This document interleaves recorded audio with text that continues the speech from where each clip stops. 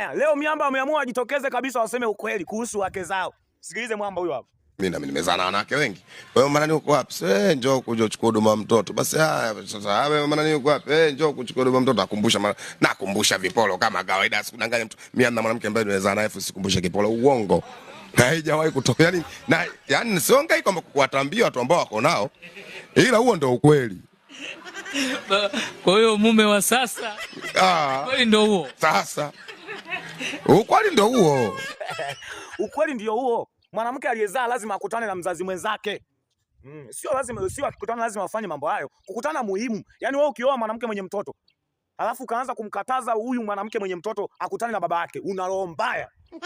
Wewe ukujua kwamba huyu mwanamke kazaa wakati unamuoa. Si alikuwa na mtoto. Sasa kwa nini umkataza akutane na baba mwenye mtoto? Yaani wewe oa mwanamke mwenye mtoto lakini kaa ukijua kukutana na mzazi mwenzake uhakika. Hawawezi kutengana milele kwani wameuana.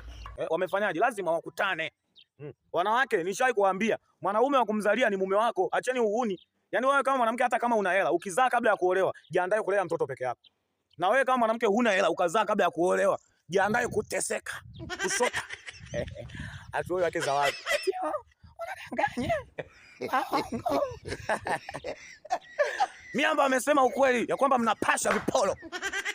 Wazinzi wakubwa nyinyi, waasherati, wahuni.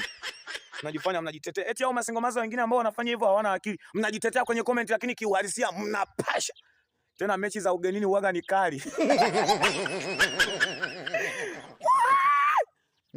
Hata kama mimi mwenyewe ningekuwa mwanamke kupasha uhakika. Hata kama na mimi ningekuwa mwanamke afu nikazaa, afu nikaolewa na mwanaume mwingine ambaye sijazaa naye. Kipolo uhakika. Wake za watu mmeoa. Hata kumbukumbu ya Mwalimu Julius Kambarage Nyerere ni ya kitambo lakini huaga tunaifanya. Kwa nini wao wasikumbushane? Lazima wakumbushane.